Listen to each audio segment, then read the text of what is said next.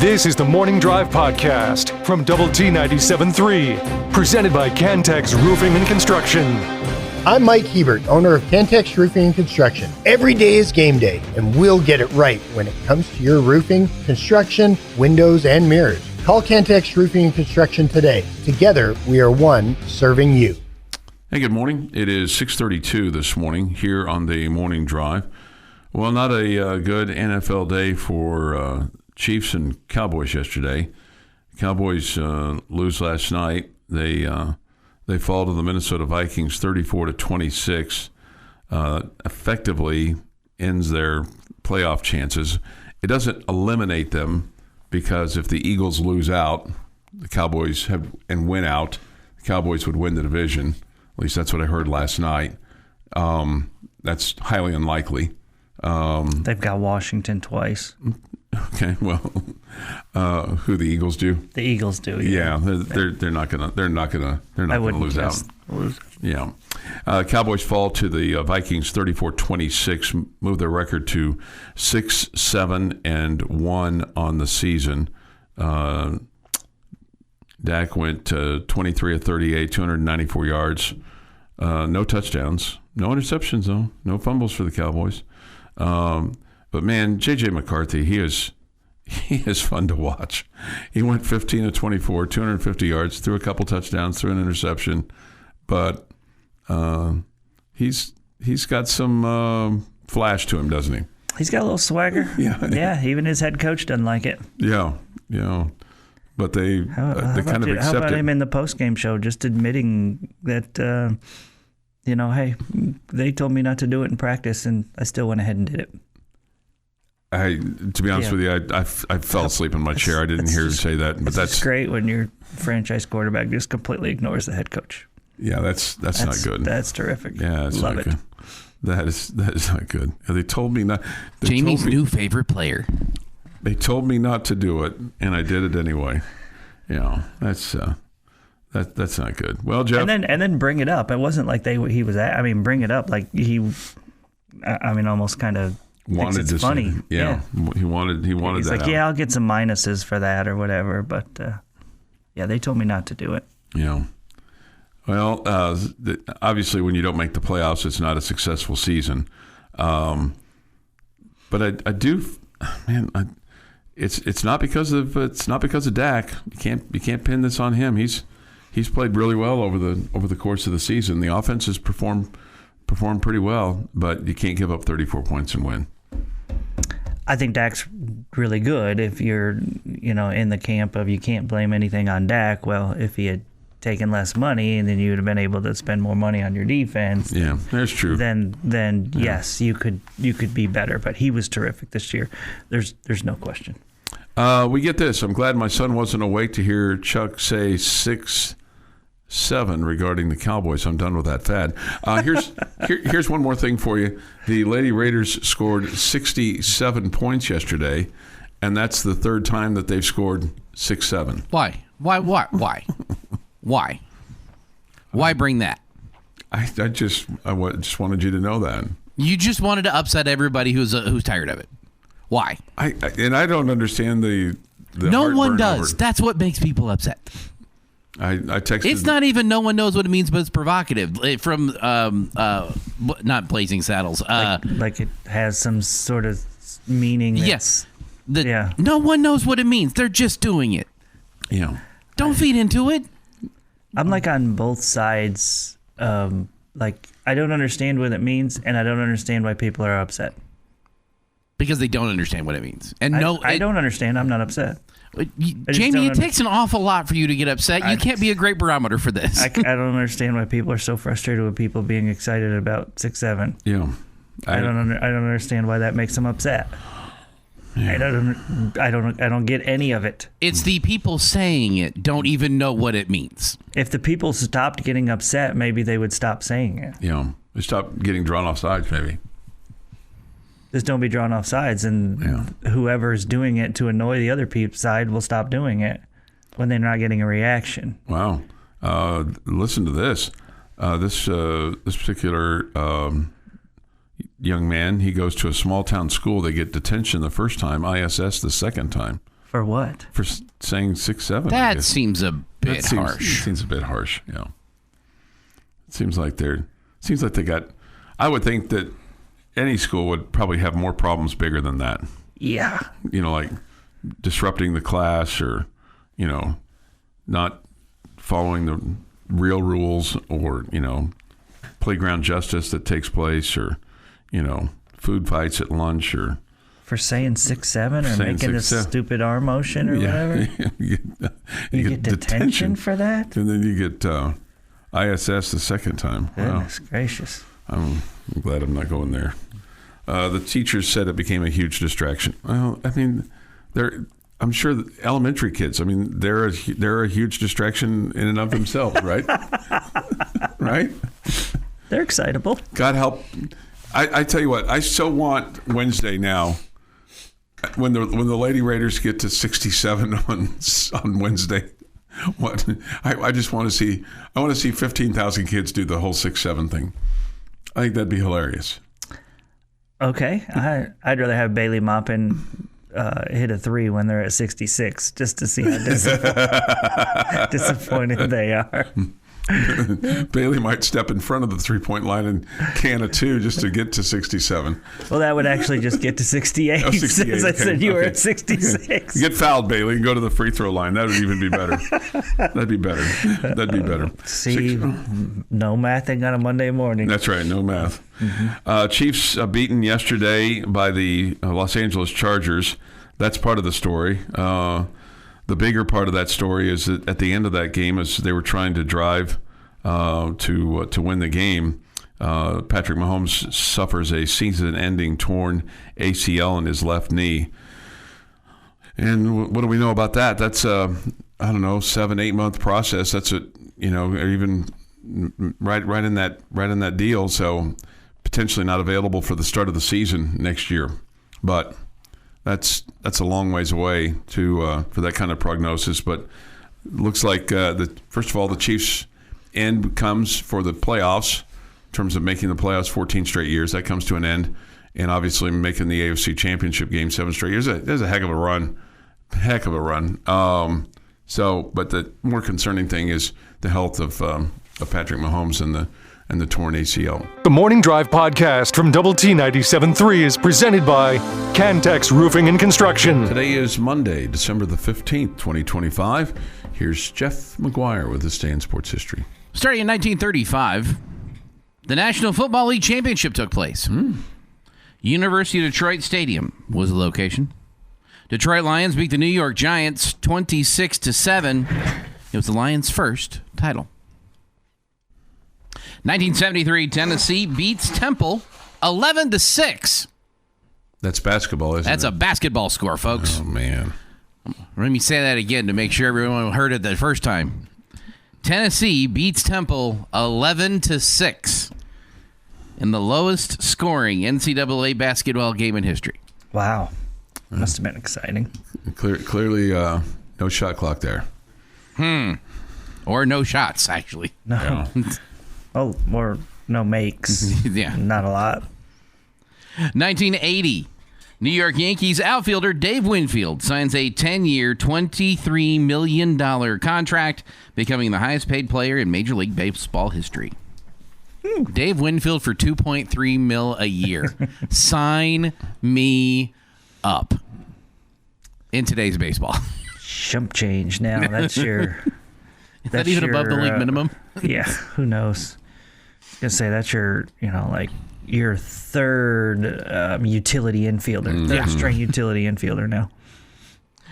2018, Jarrett Culver scores a career-high 30 points after going 12 for 13 from the field to lead the 11th-ranked Texas Tech Red Raiders in an 82-48 win over Abilene Christian in the final game ever at the Lubbock Municipal Coliseum. Oh, how about that?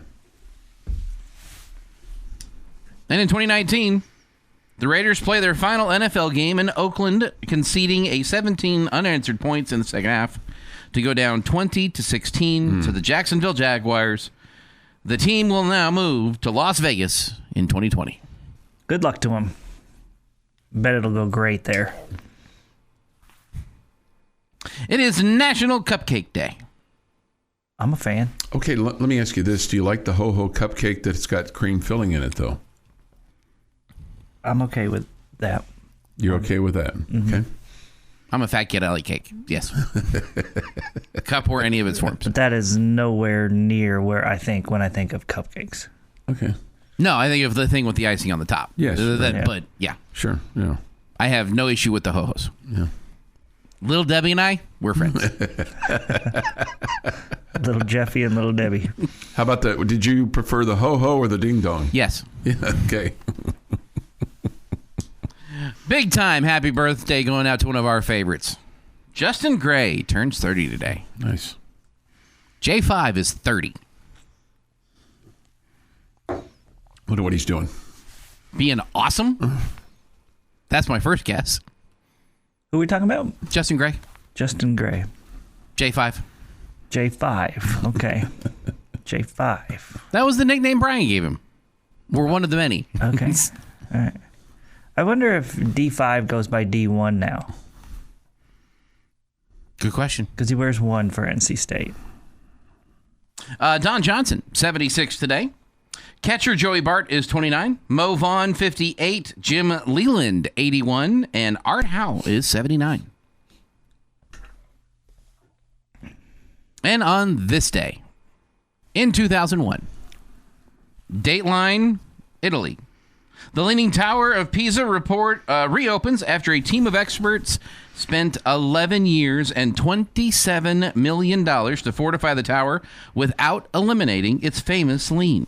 Wow. Through the initial attempt in 94, almost toppled the tower, engineers were eventually able to reduce the lean by between 16 and 17 inches by removing earth from underneath the foundation.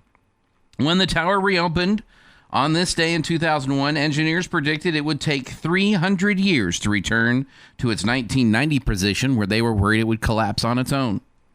Though the entrance to the tower is now limited, hordes of tourists can be seen outside, striking the classic pose, standing next to the tower, pretending to hold it up as cameras flash. And so you can't, like, if you went there, you can't go inside. Well, you can. I don't know. Jamie and I could, but they let the head man in the morning drive it. Oh, yeah, of course. Yeah. Yeah. If you were there, would you take the picture? I'd do it the other way. Like you were pushing it? Like I was pushing it over. I would take the picture. Like I would I'd take get the it. picture. I'd have the camera, like I'd bend over flat and be pushing it, so it was looking like I was flying into it. Okay. And have my legs off screen. Okay. But yeah, because that would be different. And that is the Stan Sports History. The Stan Sports History. Thank you, Jeff. 6:50 this morning here on the morning drive. Let's see. We get this tongue-in-cheek with regard to Mahomes and his ACL injury. Maybe he can make it a 6-7 month process. Maybe. Unlikely, though. It's taking a little bit longer now in terms of the rehab, in terms of what they recommend. We heard Isn't that with Will odd? Hammond. Isn't that odd that, with modern technology, that it's taking longer now than it used to? Well, I think, yeah, and it sounds like they're proceeding with more caution. Maybe, Yeah. and maybe It sounds like it's the smart thing to do, but you would just think that it would go in the opposite direction. yeah. And I think maybe some of that maybe has come with relapses of people that tried to come back too soon, whether it's athletes or just people in general. Sure. We have a communique here from our friend Gordo. Dear Chuck, how are you? I am fine. I have no idea what it takes to broadcast at a high level. Me too. I'm still trying to get there. Like the sports expert you are, but how do you fight through 35,000 screaming girls at the education game? It's not just girls, it's boys too, and it's about 15. It's a different type of yelling/cheering than at a regular game. I bet that game would drive the two phenoms crazy, Gordo. Thank you for the food fight talk that you give us. Just so you know, love you. Okay, thank you, Gordo. P.S. It's good to hear my leader, Jeff McGuire, and the very even Steven, Jamie Lent, broadcasting at a very high level today. We hope your knee is doing well, Gordo. Yeah. Hope you're coming. What happened to his knee? He had surgery last week. Oh. Yeah. Well, I hope everything goes well, Gordo. Yeah. He's on the mend. Did he pull a Chuck Heinz and have his knee removed? I don't. That's what it looked like to me with the picture that he showed, but I never got confirmation. I offered him some advice, but I didn't get any response. You are the expert at that. Like, no, seriously, and this is not joking. This is not poking fun. Chuck handled his knee surgery phenomenally. And if he knows anything about anything, it's about how to handle knee surgery. Credit to Mr. Heinz. Well, thank you. Is it because their football team is bad and not spending money on chasing their team? We were at the American Airlines Center on Saturday. Sure seemed like there were half again as many Hogs as Raiders. It was a raucous environment. Got to get our bench healthy. JT and CA are going to be worn out. Yeah, it did sound pretty boisterous there for the. Sounded like an awesome environment compared to the previous weekend. Mm-hmm. In Fort Worth, it was. I mean, even on television, you could feel the just energy in the building. Yeah, no doubt. 6:53 this morning here on the Morning Drive. Take your thoughts and comments on the Yates Flooring Center chat line. Go to WT973.com for that or the mobile app. Visual Edge IT hotline is open too at 806-771-0973. We'll have High School Fan Zone tonight at 6. Coaches from Estacado, Monterey, Memorial, and Liberty on the air with us. And then also Lady Raider basketball with Krista Gerlich tonight from 6 to 7. Her team is 12-0. They'll take on Jacksonville on Wednesday. And then Big 12 play starts on Sunday in Waco. The Baylor Bears got absolutely pounded yesterday by Texas, Jamie. So we'll see. Oh, no. Right. Anyway. I'm not saying they're not good, okay? I'm just saying they got pounded by Texas yesterday. I mean, they're still good. And then we'll have the Dolphins and the Steelers tonight, little Monday Night Football for you at 7 o'clock here on Double T 97.3. And tomorrow, our first games with Memorial girls and boys basketball. They'll take on Liberty. The girls will. The boys will take on Randall. And we'll have that for you tomorrow at 6 o'clock. Your daily dose of sports and fun. This is the Morning Drive Podcast from Double T 97.3. Presented by Cantex Roofing and Construction. Texas Tech basketball back on the air for you tomorrow as the Red Raiders will play host to Northern Colorado. The broadcast time at 6, play-by-play at 7 from United Supermarkets Arena. I think Santa Claus is making an appearance tomorrow there at the arena. So be cognizant of that as it's starting to wind down a little bit, the non-conference schedule. Lady Raiders have one left, and that's Wednesday, the education game. They'll take on Jacksonville. And then Big 12 play starts on Sunday against the Baylor Bears. They don't go by the Lady Bears anymore. They're just the Baylor Bears. Okay. Just wanted you to know. I mean, just passing that along. That's been some time.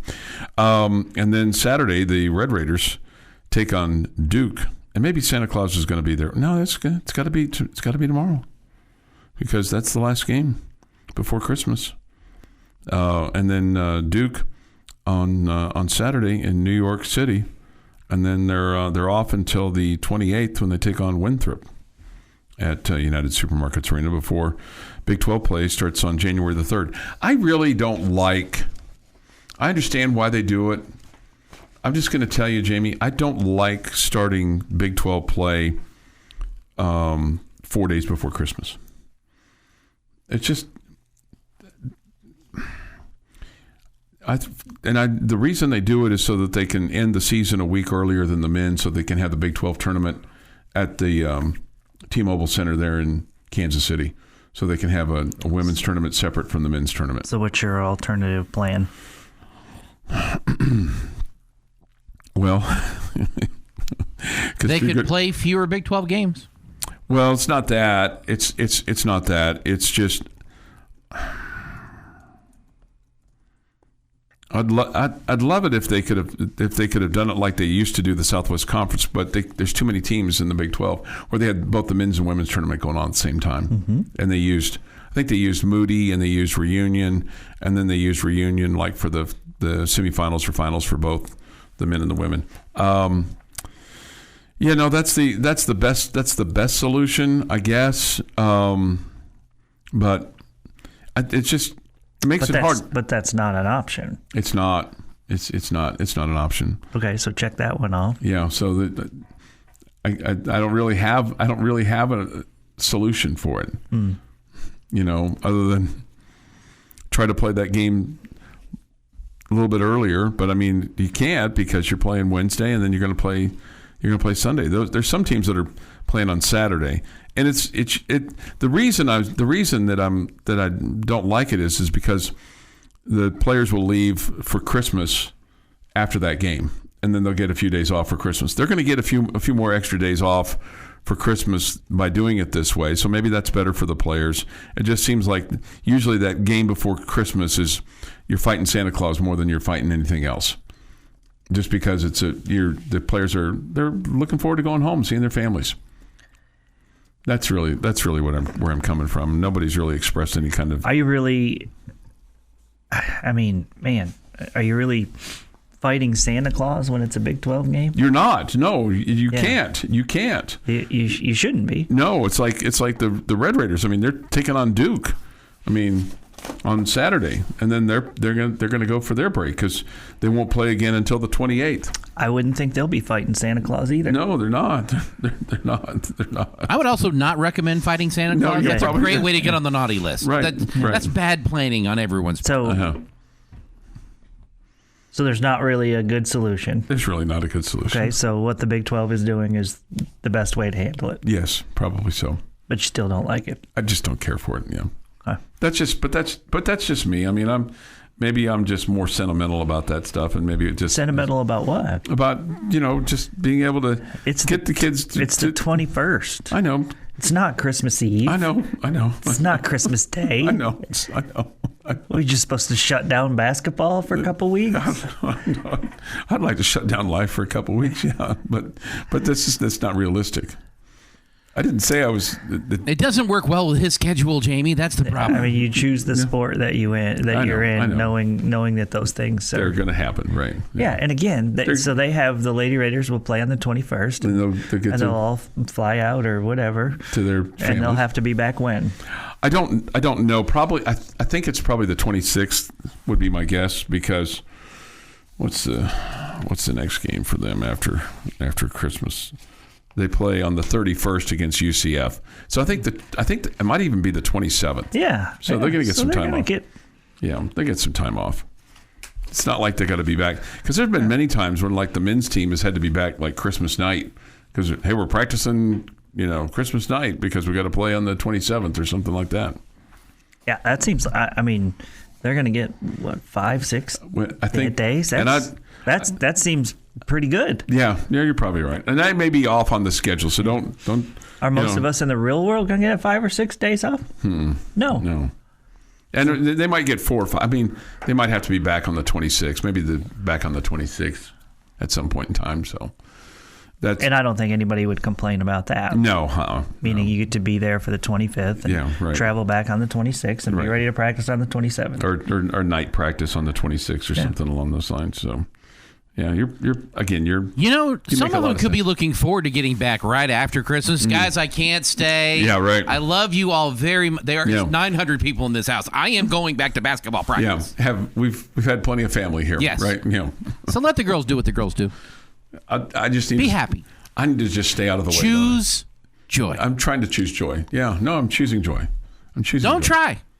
Just choose it. Choose joy. So I should just probably stay out of the way with my suggestions and things like that. Well, I mean, that was the thing. You didn't come up with a suggestion. I didn't. Right. I just had an opinion. Yeah. I just had an opinion. I think we figured out they're doing it the right way. Probably so.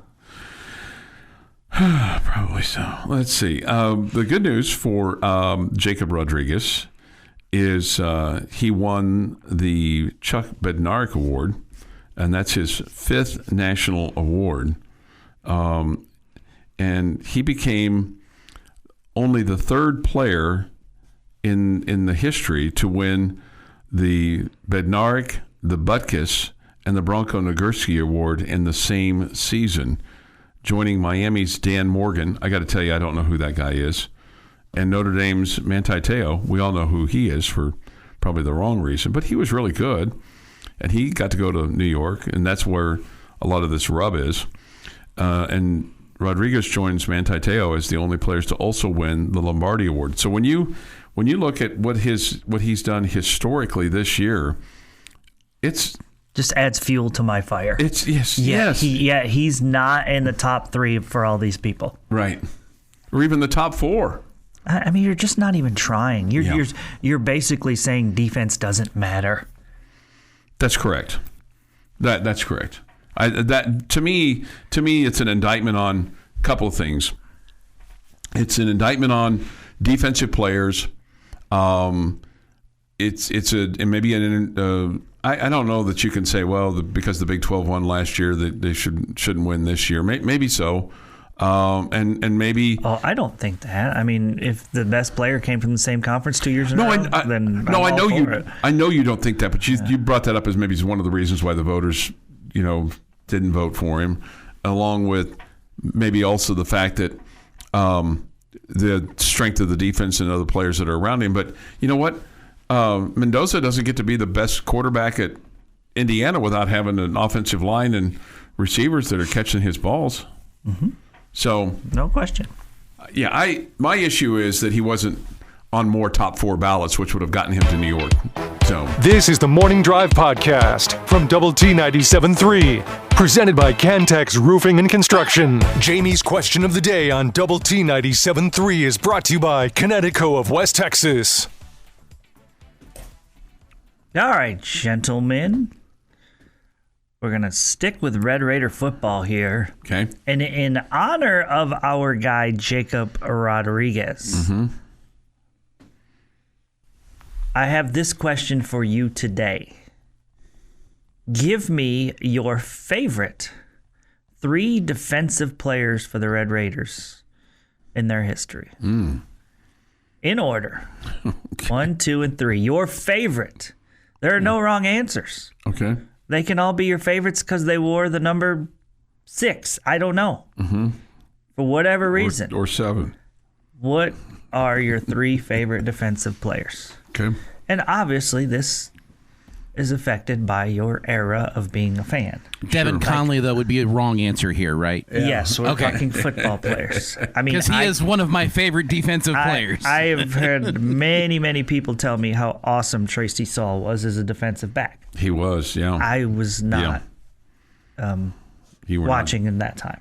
And you know what? He's a salt of the earth guy too. That's awesome. And that would have fit right.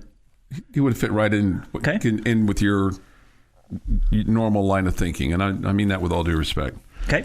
Man, the low hanging fruit here is Jacob Rodriguez, but I mean, don't let me pressure you into that. No, you're not. You're not. You're not, because I mean, he's been a ton of fun to watch. I would. I think I gotta put him at 1. Zach Thomas is right up there for me as well. I hate saying Dwayne Slay just because of one hit, but man, it was a big one. It's just memorable, Sure, it's memorable. He's remembered for one hit. He had a lot of. He was a great player. AP Big 12 Defensive Player of the Year. He had more than just one. He had just more than one. Yeah. I'll go with Dwayne Slay. Those are my 3. Slay's 3, Zach's 2, and Jacob's 1. I think J-Rod is sliding into that 3rd spot. It's really close between him and Slay. We've got so many great plays from both of them that it's hard for me to put the 2. But he doesn't crack my top 2. My number 2 is an unsung hero from 2008 and will remain in my top 2 because of his unsungness. Colby Whitlock. Okay. It's Crabtree, it's Harrell, it's the offense, it's the high flying, it's the safety in the first drive against Texas. It's that kind of moment that I don't want to say people forget about, but gets overshadowed. And number 1, Zach. Okay. Number 3 for me is Zach Thomas. Okay. So he was on all 3 of our lists. And then I don't really have a number 2. I have a 1A and a 1B. Okay. 1B being Jacob Rodriguez, and 1A is Marcus Coleman. I absolutely loved Marcus Coleman's game in both the collegiate and NFL level. Okay. When I became a Red Raider, Marcus Coleman and Zach Thomas were patrolling the Red Raider defense, and they were so much fun to watch. And Marcus Coleman's propensity to take it to the house after a interception made me a huge fan. And I still believe that if Zach had let the ball go, that Marcus would have intercepted it and ran it for a touchdown by the other pylon. Okay. A couple of the guys that come to mind for me, and both of these are local guys that played at Coronado and then went on to, I don't know if Kevin Curtis did. Kevin Curtis play at Coronado? Yeah, he was a local guy. Yeah. So it wasn't Estacado, right? It was Coronado. Yeah, Mike Smith was definitely Coronado. And Mike, but I was going to also say, so Kevin Curtis for me, and I loved watching him play, and Ryan Aycock as well. Okay. Yeah, that's another guy from the past. Yeah, I thought you were going with Mike Smith, but you were going with Ryan Aycock. Yeah, it's a good one. Yeah, and I did like Mike Smith, but Aycock had big plays. Let's see. Here's some others from the Yates Flooring Center chat line. Lawrence Flugents, 193 tackles in 2002. I think it's still a record. Dude was a beast for most tackles in a season, right? Mm-hmm. Zach Thomas, Marcus Coleman, Tracy Soul, Jacob Rodriguez. We got Jacob Rodriguez, Taylor Demerson. Dadrian Taylor Demerson. Thank you. And then Jashawn Johnson, or Jashawn Johnson, I should say. Oh, okay. That's a good one. Yeah. Somebody does bring up Jamar Wall. Yeah. Surprised nobody's brought up Jordan Brooks. Yep. I got. He would be my top 5. Jordan would. I got a Gabe Rivera from my phone from my friend Bill, but I wasn't here when Gabe Rivera was playing, so that's why he's not necessarily on my list. Yeah, I would think the older generation would. Gabe Rivera would be number 1 on a lot of people's lists. Yeah. Somebody else is big. Robert Johnson. Okay. Adele Duckett. Robert Johnson. Was there a Robert Johnson that played defense? The wide receiver. Wanted to be quarterback. Yeah. Big Rich. I'm not sure who that is. Monte Rager. That's a good one. Mm-hmm. That's a real good one. Mm-hmm. Yeah, there's been. I mean, Did anybody say Cody Davis? No, but you should. Had a really good career in the NFL. Somebody brings up Bront Bird. Curtis Jordan. Interesting one. Yeah. Curtis Jordan. I mean, great player. Yeah. He had a great career. Hall of Famer. Mm-hmm. It's so funny. I ran into Curtis the night of the Texas Tech Hall of Fame ceremony, and we were finishing up and loading up the Double T 97.3 van, and Curtis was standing there. And I said, "Hey, what are you doing?" He goes, "I'm coming to the Hall of Fame ceremony." I go, "Well, it's not here." He goes, "Well, where is it?" I go, "It's at the Y." He said, "The Y?" He goes, "It's always here." I go, "Well, not tonight." He was all decked out, and then I saw him at the hotel at the bowl, and I say the bowl game, the Big 12 championship game. Didn't get a chance to talk to him, but he is colorful and passionate, and still is today, and a Super Bowl champion is what he is as well. And a Hall of Famer for Texas Tech. The Morning Drive podcast from Double T 97.3 is presented by Cantex Roofing and Construction. Dallas Stars play tonight. Who do they play, Jeff? The Los Angeles Kings. Is that at the In Double A? Dallas. Okay, there you go. Okay. Good morning. Welcome to Hour 3 of this fine radio program with Jamie Lent and Jeff McGuire. I'm Chuck Heinz. We come to you from the First United Bank studio, and look forward to hearing from you on the Yates Flooring Center chat line or the Visual Edge IT hotline. We'll have the high school fan zone tonight at 6 on 100.7 The Score. Jamie, I have the lineup from the fine host of that program, Randy Rosetta. You will hear tonight At 6 o'clock, coaches from Estacado, Monterey, Memorial, and Liberty. Okay? And I don't have the Estacado people. This is kind of hodgepodgey. I should have planned this better. This is my fault. This is my fault. So you had... I have... But Lubbock High is to be determined. That's Wednesday. Coronado, I've got who's going to be on Wednesday. I'll tell you that on Wednesday. From Memorial tonight, girls basketball assistant coach Dixie Bell Garcia. Do you know her? I do not. Okay.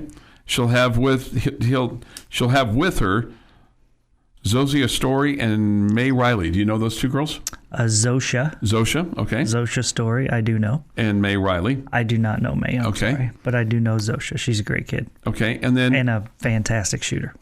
at 7 o'clock. And her dad is a listener of the show. Oh, nice. Nice. Zosha's way more of a fantastic kid than her dad is, of wow. a dude. Yeah. Wow, shots. He must be a real friend. He's a good friend. Yeah. Yes. Then we'll have tonight at 7, we'll have Liberty. Okay, Liberty coaches. And Liberty will play at Memorial tomorrow. We'll have those games for you on Sunday 97.7. That should become a fun little rivalry there. I would think so, right? Yeah. This will open up District 5 4A play. It's their first meeting. And again, we'll have the games on Sunday 97.7. So no jingle bells tomorrow night. Between, roughly Who knows? 6 and 9 o'clock. And now I'm pulling Christmas beds together. That's what has to happen now, including jingle bells. Yeah. For tomorrow? For the basketball game? Uh-huh. Okay. Thanks for the extra work. We'll also have Lady Raider basketball with Krista Gerlich tonight at 6, and then the Dolphins and the Steelers tonight. I've watched less NFL this year than I have probably in my entire life. Part of that's been my basketball schedule. We've played a number of games on Sunday this year. The Lady Raiders have, including yesterday and including this coming Sunday. It's just kind of the way it's worked out. So it's just kind of, and it's okay because it's been it's diplomatic. Just been worked out for me. Been probably better for my brain not to have the frustration of watching the NFL this year. But hey, the Chiefs have drowned in riches over the last few years, so I have nothing to complain about. And yet, you're going to have bad years. You're going to have bad feels years. like he's complaining. No. Let's see here. From the Yates Flooring Center chat line. If we were to split with Arkansas, I'm glad we won in the tournament. However, the way the Razorbacks talk about Tech and Lubbock is disrespectful. Can't stand their attitudes. Okay, I didn't hear anything about that. Yeah, their fans are pretty vocal and proud and loud and all that good stuff. They've got a passionate fan base. I did think to myself as the game was winding down on Saturday, man, I would hate to be a Red Raider walking out next to the Hog fans. That'd be a bit of a beatdown. Yeah. Yeah. Let's see here. A number of people have comments on the Heisman Trophy voting. And I'm sure our esteemed colleague, David Collier, will have comments today on the end of the bench. I think he's scheduled to be on today. He is. Here's the deal. He voted based on who he thought were the top 4 guys. Not everybody agrees with how voting takes place, whether it's political elections or Heisman Trophy voting. And so I mean, doesn't make him a bad person because he didn't vote Jacob Rodriguez at number 1 or even number 2. I think probably if I had had a vote, I probably would have put Rodriguez at least 2. But the reason that Jacob Rodriguez didn't get to go to New York was because not enough people put him in 2, 3, or 4. And that's, to me, that's where the issue is. It's like, how could he have not at least been 4th on everybody's ballot or 3rd on everybody's ballot? To me, that's the issue, because was certainly better than the running back from Notre Dame and at least one of the other quarterbacks, San. So I mean, that's to me, that's the injustice is how could you not include him as the top 3 or the top 4? Yeah, I mean, just what we've seen from the award, best player, usually quarterback, on the best team is either the winner or he's at least there. Mm-hmm. And that's what we got this year. He was the winner. I hate telling you this, but I think Diego Pavia of the quarterbacks there was the most deserving of the 3. I think he was the difference maker on his team. That being said, his team didn't even make the playoff, okay? And again, there's so much there with the character and personality of Diego Pavia that I absolutely cannot stand, but it's not a character award. But it would have affected my vote, that's for certain. 1,000%. Yeah. Okay? It would have affected my vote. Mm-hmm. And that's where it really stings. And a guy like that is there, and the class act that is Jacob Rodriguez is not there. And again, it's not a character vote. But again, me personally, it would have affected it. Okay, and I just. It's so the people that believed in Jacob Rodriguez, you saw him get the 17 first place votes, were all in on him being the best player. But if you weren't one of those, it pretty much seemed like you were all out on Jacob Rodriguez. You weren't giving him a shot for the most part, and so that's just crazy to me. That's really crazy to me. But it is what it is. I think Love and Sayin had no business being there, if I'm being completely honest, and I think it was a joke that they were there. My mistake. It's the top 3. There's 3 that you vote for. Yeah. And somebody says at least Collier had 3 names on his. Yeah. I mean, and they should. To me, if it's required to be 1, 2, and 3, and you don't have 3 names on there, then maybe you should throw out the ballot. I don't know. It's political to a degree. This has been the Morning Drive Podcast, presented by Cantex Roofing and Construction. Check out our library of Double T 97.3 podcasts at doublet97.3.com.